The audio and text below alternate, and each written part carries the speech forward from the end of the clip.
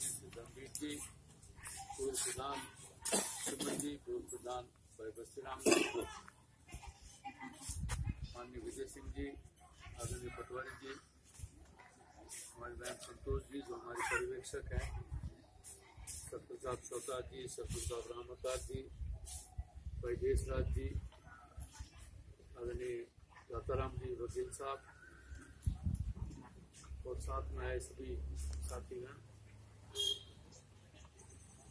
आज गांव के चौपाल पे एक बार दर्शन करने का मौका मिला है। चौपाल ने कांग्रेस पार्टी को सदा आशीर्वाद दिया है। पिछले चुनाव में जरूर पूरे प्रदेश में और देश में ही एक ऐसी हवा चली, लोगों को ऐसा महसूस होने लगा कि गुजरात के मुख्यमंत्री रहे नरेंद्र मोदी जी को जब प्रधानमंत्री बना दिया तो सब लोगों के मन में आई कि भाई अब के एक बार इसको इस्तेमाल करके देख लेते हैं। राजस्थान में माननीय गहलोत साहब की सरकार ने बहुत अच्छे काम किए थे, जिसकी चर्चा आज गाँव का आम आदमी करता है। चाहे वो गरीबों को रुपए किलो अनाज, 2 रुपए किलो गेहूँ, 3 रुपए किलो चावल देने की बात हो, चाहे वो गरीब आदमी को मुफ्त में दवाएं देने की बात हो, चाहे अस्पतालों में फ्री एक्सरे, खून टेस्ट और बाकी के टेस्ट, सीटी स्कैन और उनके करवाने की बात हो, चाहे विधवा की पेंशन का मामला हो, विधवा के बच्चे हो गए तो उनको पढ़ाने के लिए गुजारा हो सके तो पालनहार योजना हो, ऐसी ऐसी अच्छी योजनाएं। और सबसे बड़ी बात जिस बात को देश में सबसे पहले माननीय चौधरी देवीलाल जी ने की, हरियाणा के हम बुजुर्गों को पेंशन देंगे। 55 साल से ऊपर की महिला और 60 साल से ऊपर के आदमी को 500 रुपए, 70-75 साल का हो गया उसको 750 रुपए की पेंशन की योजना चालू की। या तो देश में देवीलाल जी ने की थी, क्या कि यहाँ अशोक गहलोत ने की। लेकिन वो मोदी का चश्मा ऐसा चढ़ा कि उस वक्त हम वो सारे काम भूल गए और मोदी मोदी मोदी, अब की बार मोदी सरकार, अब की बार मोदी सरकार, अब की बार मोदी सरकार में जाके सपा वहाँ लगा करके आगे, पार्लियामेंट में भी लगा के आगे और लोग विधानसभा में भी लगा करके आगे। नतीजा आपके सामने, टेलीविजन पे आज कहीं उठा करके देख लो,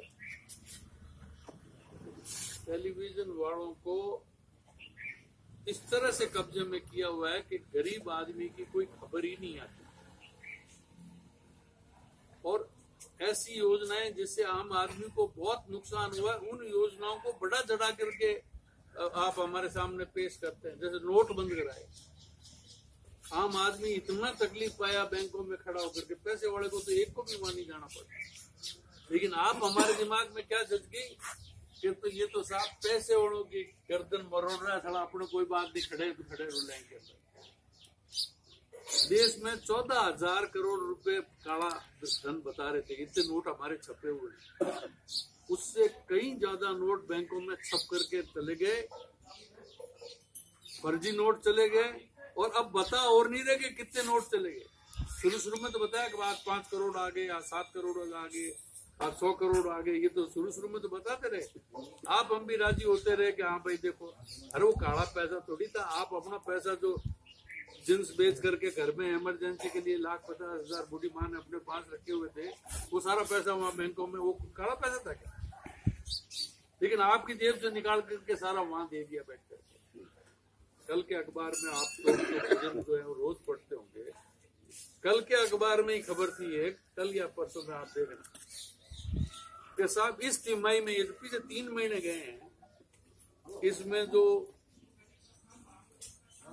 अंबानी है उस ग्रुप की 3 महीने का मुनाफा 9,170 करोड़ रुपया, 9,170 करोड़ रुपया मुनाफा 3 महीने का। कल या परसों का अखबार आप उठा करके देखना, कल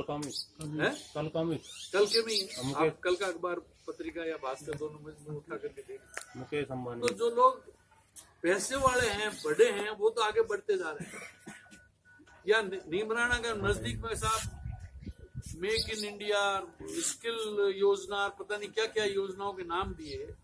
आपके अड़ोस पड़ोस के गांव के रिश्तेदार होंगे, वहां पता करो कि नीमराना की फैक्ट्रियों में जो फैक्ट्रियां 3-3 शिफ्ट चलती थी, जिसमें हमारे बच्चे रोजगार थे, पक्का रोजगार नहीं था तो ठेकेदार के माध्यम से उनको हटाना चालू कर दिया। आपने ये सुना होगा, देश भर के लोग जो है निकल करके और अपने गांव को लौट करके आ गए। आज किसी व्यापारी से पूछ लीजिए, आप बैरोड में जाके आपके आड़तिये से बात कर लीजिए, आपके जहाँ से परचूने का सामान लाते हैं उससे बात करके देख लीजिए कि भाई धंधा कैसा चल रहा है। तो क्या साहब ये मोदी जी जो काम कांग्रेस ने बढ़िया किए, जिन कामों को उनको तो रोका, ये जीएसटी लगाया है नया टैक्स, लोग कहते हैं देश के लिए बहुत लाभकारी होगा। कांग्रेस इसको आज से 5-7-8 साल पहले लेकर के आ रही। इस मोदी ने सबसे ज्यादा विरोध किया था और हम उसमें सिर्फ 16% का टैक्स लगा रहे थे। 14%। हमारा भाई बहुत युवा जानकार है, 14% लगा रहे थे, आज 24% का टैक्स। बहुत सारी चीजें हैं जो आपको महंगी मिलेगी। अभी अखबार में मैं पढ़ता आ रहा था, यहाँ फौजी भाई बैठे हुए हैं कि 20 दिन से कैंटीन के अंदर सामान नहीं आ रहा। कारण क्यों? ये जीएसटी का मामला नहीं सुधर रहा है, कैसे सुधरेगी? तो देश भर में जिस तरह की व्यवस्थाएं हो रही है, आपस में मारकूट हो रही है, जातियों के धर्मों के बीच में एक ऐसी दीवार फेंकी गई। उत्तर प्रदेश में बाबा को मुख्यमंत्री बना दिया गया, जीते हैं वो तो बनना चाहिए। तो आपस में इतनी बैर भाव हो गई इस मुल्क में, हिंदू मुसलमान सिख ईसाई जाट हीर गुजर सब भाईचारे से बैठ करके रहते हैं, आपस में इतनी दीवारें खींची गई। आप आने वाला समय देख लेना, बहुत मुश्किल हो जाएगी। भीड़ हुई और आदमी को घेर लिया और ऐसी चीजें जिस देश में फैल रही है। और राजस्थान की सरकार तो हर मोर्चे पर विफल है, किसानों के मामले में तो विशेष रूप से विफल। घोषणा तो ये कह करके की थी, आपने पढ़ा होगा अखबारों में, कि जो किसान की लागत है उसका 1.5 मूल्य देंगे हम। ये बात उस पर्चे में छुपाई थी इन्होंने, संकल्प पत्र। अगर 1.5 मूल्य दे दे तो किसान को किसी चीज की जरूरत ही नहीं है बैठने तो पूरा कुंबा सारे दिन काम करता है, उनकी मेहनत मजदूरी लगा के जो लागत है।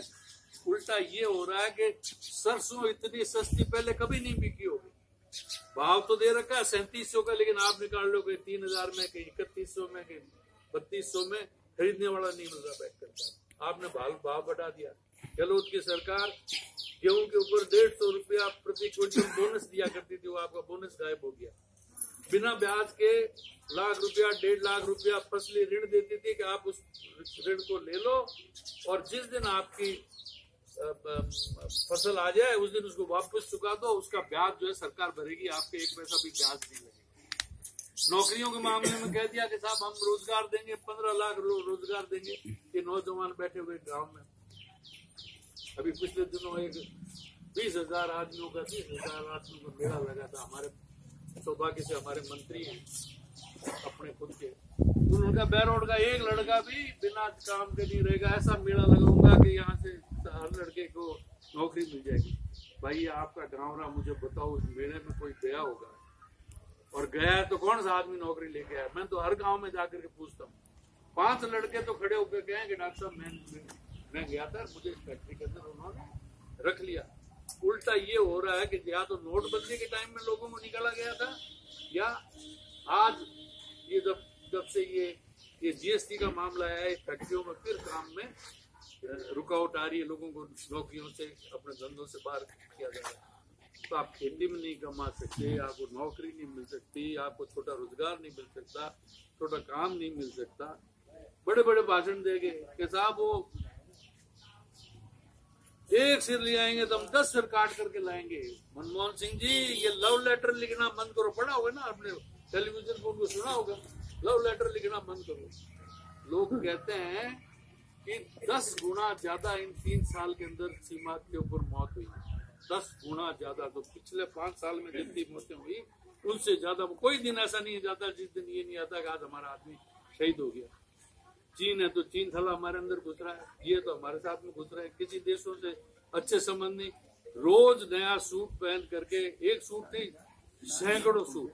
आप मोदी जी की तस्वीरें देख लीजिए, आज जो कपड़ा पहना हुआ है वो आपको आने वाले महीने 2 महीने तक उनके तन पे नहीं दिखाई दे। या तो कहते थे मेरे पास में 2 कमीज है, या आज ये स्थिति होगी उनकी कि हर 4 घंटे के बाद में नए प्रोग्राम के अंदर नए कपड़े पहन कर जाएंगे। और महात्मा गांधी से तुलना करते हैं जिसने सिर्फ इस देश की जनता को देखते हुए तन पे एक लंगोटी चादर के अलावा कुछ रखा नहीं, उनके बराबर बनना चाहते हैं। उनके लोग कहते हैं, हमारे कैलाश अस्पताल वाले डॉक्टर साहब मंत्री यही कह रहे हैं कि ये महात्मा गांधी हो गए, मोदी जो है वो महात्मा गांधी हो गए।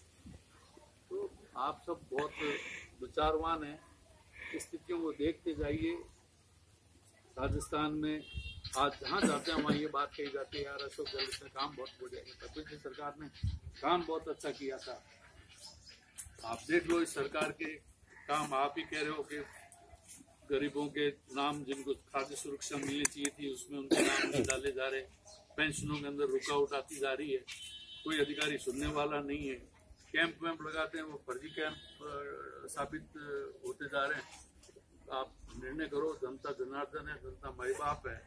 आने वाले साल भर बाद में चुनाव होने वाले हैं, 1.25 साल में। आपके आशीर्वाद को मांगने के लिए आप लोगों के बीच में आए हैं। आपने मेरी बात को ध्यान से सुना, उसके लिए बहुत बहुत धन्यवाद।